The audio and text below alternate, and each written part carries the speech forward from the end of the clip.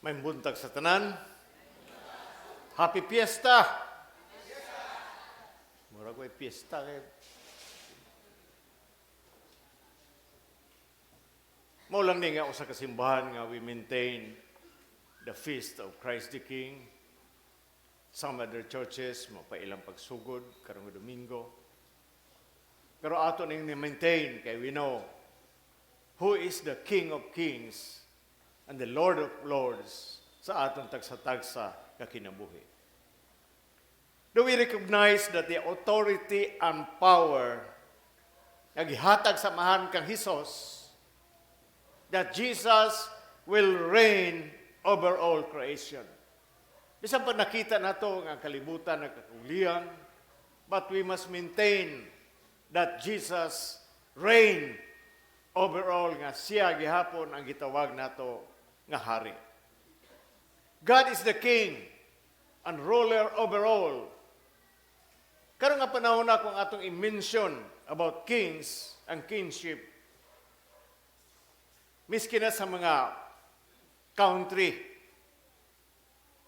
mo hari, murag ka ng word is outdated, dili na uso, useless na ang mga hari, especially sa gitawag nato nga democratic country nga naay too much freedom, nga gusto nila ang ilang opinion mahimo nga buhaton, that everyone should be treated equal and free. Pero gipadala sa amahan si Jesus to deliver His people sa katibukan sa kalibutan, from the worst kind of hardship, and tyranny. Naata sa gitawag nga kalisod o kagubot. Why? Because of the bondage to sin, guilt, and condemnation. Nag-ingon na Romans chapter 3, verse 23. For all have sinned, come short of the glory of God. So the Father, ako amahan, gipadala niya ang iyang anak to set us free, para malibre ta, para mabungkag ang mga kahuyangon, mga bondages sa atong tagsa-tagsa kakinabuhi. In Mateo, when Jesus was tempted 40 days in the wilderness, giupiran siya ni Satanas, nga siya ang magdumala sa kalibutan. Jesus knew that the world was in Satan's power. Right now also, Satan is offering sa ato fame. Gusto nato nga mabantugan ta. Gusto nato nga musikata. Naatay kwarta, naatay gitawag nga social standing. Panahon karon nga kung ikaw mutabang sa usa ka mga katawhan o donate, gusto nato nga mapokus ang social media unsa ang atong gibuhat. Tinuod na dili. Mga politiko, mauna ilang paghimuon. Napanay marka ang ilang gihatag. So that the world will know. But the way to victory for us was through submission to the will of the Father. Ang pagsubmitar nato sa atong katibukan nga kinabuhi diha kang Hesus. The question is, which ruler or kingdom we serve? Kinsa man atong gialagaran? The kingdom of darkness or the kingdom of light? Jesus is the true light of the world. Follow that light. Gitagaan ta niya sa iyang pulong para musunod ta. When we follow that light, then we will discover that sin, pride, and deception, kung dili na siya follow, it will lead us to destruction, death, and separation. Rather than freedom. Naanatay kagawasan. Some of us don't have any freedom. Wala tay kagawasan. We don't have freedom because we are living in bondage. Bondage means nagpuyo ta diha sa buhat-buhat. Nagpuyo ta diha sa anting-anting. Nagpuyo ta diha sa habak, amulets. Now remember this. If you trust and believe God, why are we putting these things into our body and lives? Kung nagsalig ta, kaya ang uban na ani, gusto man nila gahom sa ilang tagsa-tagsa ka kinabuhi. Na kung nagsalig ta sa Ginoo, nganong ibutang manato ni nga gahom nga dili man iya sa Ginoo. Masakita, badlis. Lugar ang badlis, mas gamhanan pa sa gahom sa Ginoo. The Word of God says, I am your healer. Ako ang muayo sa tanan ninyong mga sakit. But it is up to us to develop that faith in our lives. Kitay mo develop, dili ang Ginoo. Kay gihatag na niya 2,000 years ago by the stripes of their Son, Jesus Christ, we were healed. Do you think that these things is more powerful than God? If we follow our King of Kings and entrust our lives to Him, He will open our eyes to the truth and guide us by His Holy Spirit that path that lead us to the truth. Duha ka halangdon kaayo nga akong isulti karong kabuntagon nga sa Bible we discover that there are two types of storm. Duha ka klase nga bagyo. Storm of correction when God discipline us. Storm of perfection when God help us to grow. Gusto ba nato nga motubo ta diha sa Ginoo? Mo grow ta. Now this morning, I'm giving this reflection or homily sa Cebu and in Kalibo. Because the church right now, ang simbahan murag walay tumong. Manghita lang og sayop. But I have to say this to you this morning. Never attack a priest or deacons. Nasayop man sila, Bishop. Ang deacon, di ka mamutudlo. Di ka man mag-in-English. So di na nato patudloon. Never. Even when he is in error. Kaya mangita lang tagsayop. Mo na ba ang simba nakagubot? Like the terms sa mga pastor nga bantugan. Nakasala lang ka isa, bungka ng simbahan, split. Kinsa ray nagdaot niya, usarasag ka pastor. Mo ni espiritu sa simbahan. Wala ko imingon nga perpekto ko. Perpekto si Father Asol, si Rex, Father Amy, o mga uban nga mga deacons. But rather, one should pray and do penance. Kung ay nakita ninyo nga sayop, ayaw pagmarites. Talk to God. Talk to to God directly.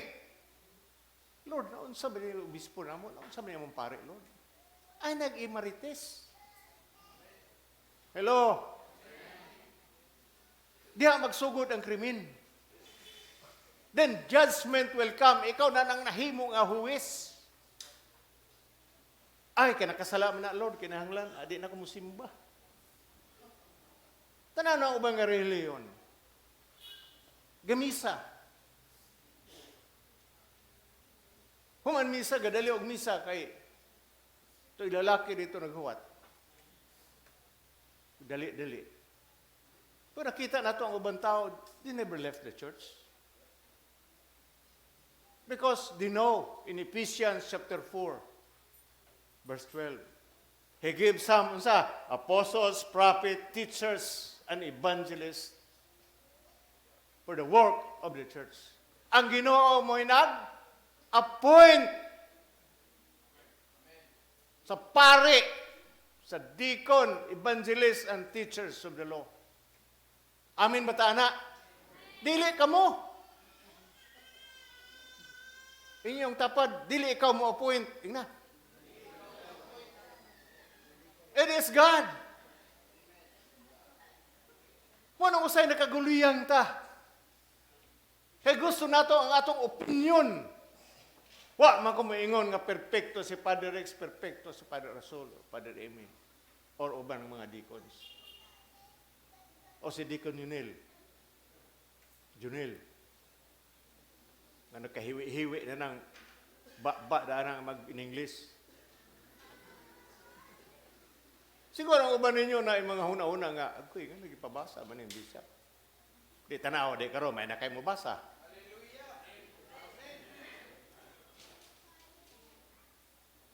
Di kung toto, di problema kayo may mo basa o Cebuano. Di Quran sinyo, medyo ni dako-dako na yung tingog gamay, kaya mura bag sampot na makadungog.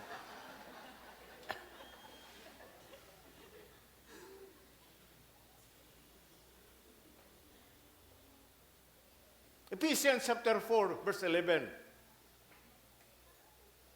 Teachers, pastors, evangelists, and prophets were people, nag-ingon ng Ginoo, these people represent me even when He doesn't live after my example. Panahon sa communion, dawat sa communion kung nga na imong utok. Kaya walay perfecto riya. Isang naakaan ang tibol, kamulo kay istorya, gulupad imong utok. Wala mo kay bao. Pero say kasayop na ta.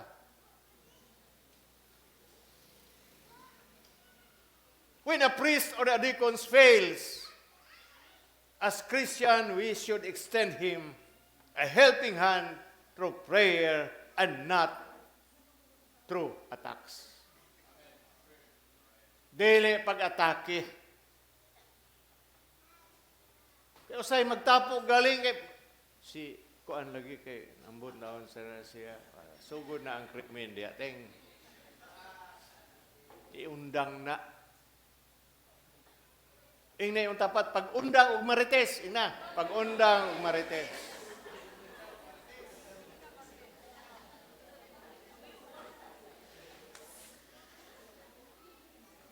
His personal life can harm that gossip. Gossip means not true. God told us that God will be His judge. Makasarayop ang mga leader sa church. Iampo, ikaw ra isa.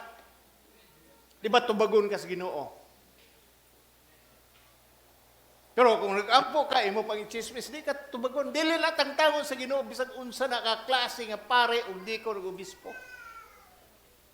Why? Because of your attitude. Pero kung imong pag-ampo eksakto, there will be changes in the lives of the priests and the deacons. Amen ba ta, anak? Kay rampan kayo. Nga na mga butanga. So it's time for us to grow. Nga mahimo tang gitawag storm of perfection and correction sa atong tagsa-tagsa kinabuhi. Labi na usahay mga membro sibahan, hilasan na sila kung taas ka ilang mga educational attainment. Ani ara grade 3. Magwali sa ako grade 3. But God appointed that person. Ato na hinumduman kanunay. Wala perfecto. Puro ta na ay tagsa-tagsa ka mga sitwasyon, tagsa-tagsa ka mga weaknesses sa atong kinabuhi. But thank God nga Ginoo magpasaylo sa tanan natong kalapasan amin bataana. Wala sala ni kalibutan nga wala gipasaylo sa Ginoo. Pag dili gyud ta mo tan-aw sa atong isig katawo nga dili maayo o bisan sa huna-huna ato siyang sawayon. Matthew chapter 7 verse 1, God told us that God will be His judge. No one but I, sabi ni Lord. Whoever voices judgment over a priest or deacons has a voice over me. Child, kitang tanan, God said, never let a priest be attacked. Take up his defense. Amin ba taana? Never accept, again, an out of the way words about a priest. And speak no unkind words about them, even if it were true. Maski na tinuod. Do you know that we have lineage na atay? Lineage sa gitawag na to from Jesus Christ to from Abraham to St. Peter. Atay linya. Valid na linya. Pero ang nahawa na nga simbahan, di na mo valid, kolorum na mo, pwede ninyo sawayon.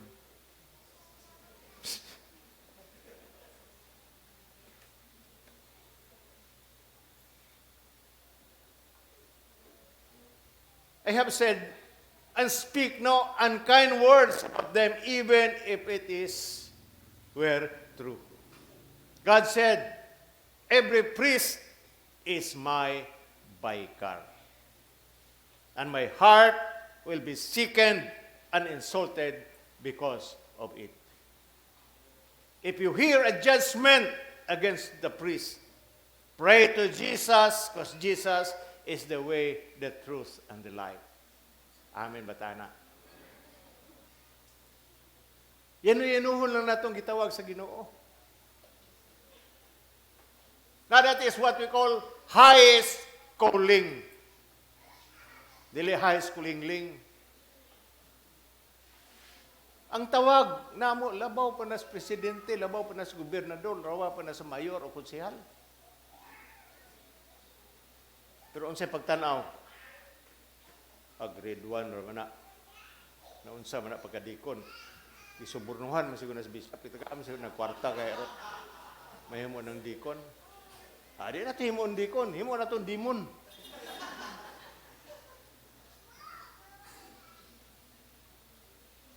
You must respect the calling of God. Respetuhin lang. Ang tawag sa Ginoo sa among tagsa-tagsa ka kinabuhi. Kay miski ako wag ko magpresentar.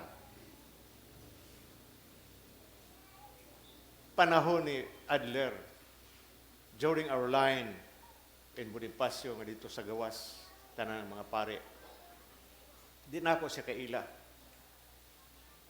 He pointed me, please come. Saan ko siya gitawag na rin, basig na siya akong kilid. Dool ko. God told me that you will ordain priest. After that, you will be ordained as a bishop. So, wala sa kong ginhawa. Pero the time will come ngayon isulti, tinuod. Kaya na may nag-oppose gihapon sa ako during that time. Pero kung gitawag yung ka sa Ginoo, God will really called you.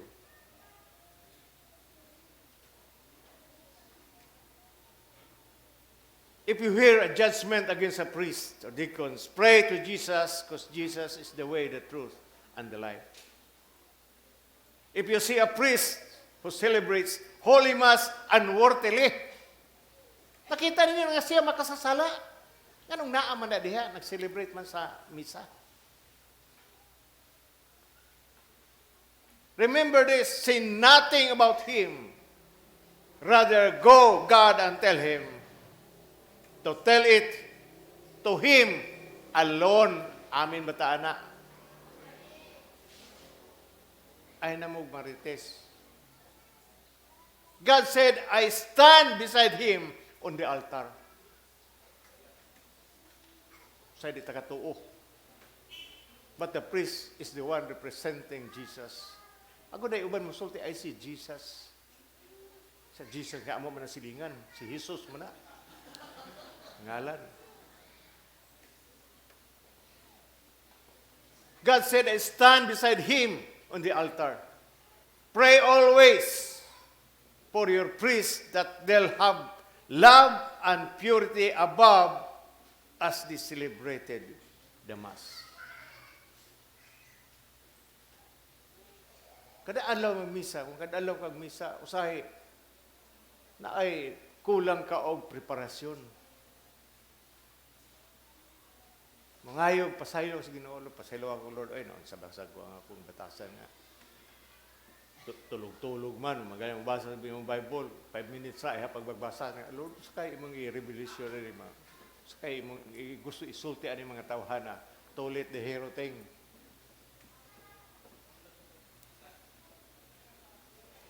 The priest will celebrate the Mass, the Holy Scriptures, with pure hands and heart, the holy sacrifice, all the same as priests celebrated. By unworthy priest or worthy priest, pray as the people of God. If there's a mistake, as a people of God, pray from the heart. Ampo. Sa tagsa-tagsa kasing-kasing.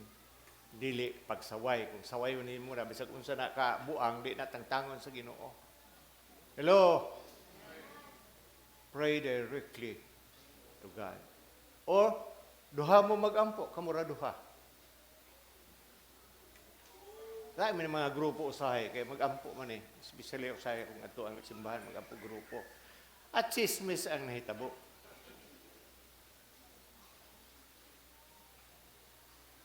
Nako ayaw. Pag-ampo sa inyong pare, pag-ampo sa inyong mga deacon. Amin ba tana? Ayaw pag-ampo ng mga gwapo sila, kaya delikado na. No? Pag-ampo that they will be willing to serve God and to serve other people. Ginaot ko no nga, mabutang ni sa atong tagsatagsa ka kasing-kasing unang-una. Na-receive na to karong kabuntagon. Na kung siya ang hari sa tanang hari and Diyos sa tanang Diyos, then in submission, musubmitar ta sa gahom diya sa Ginoo, isubmitar na to ang atong tagsatagsa walingon kung makita tagsayop sa atong isigkatao, even sa atong isigkatao. It is time for us to pray God alone. Kasi kikampo, Lord, baghuwa na siya, Lord, baghuwa. Lagi ko sa Ginoo, pag bago sa siya mong kagalingon di ating, sige kikampo, mo yung tanaway mong kagalingon. So it is time for us nga ang Ginoo gyud siya ang Ginoo sa katibukan sa atong tagsa-tagsa kinabuhi. Dili lang sa atong pamilya, kundi sa katibukan, no? Sa tanan. Especially, ang gitawag na to nga mga ministers sa simbahan. Amen ba ta, anak? Taga na itong kusog nga klapo ring ito maghamot yan. Hallelujah! We thank you, Lord, for the great and mighty words that you received. We praise you, Lord. Hallelujah! Thank you, Lord, that you are worthy to be praised. Amen. Please stand.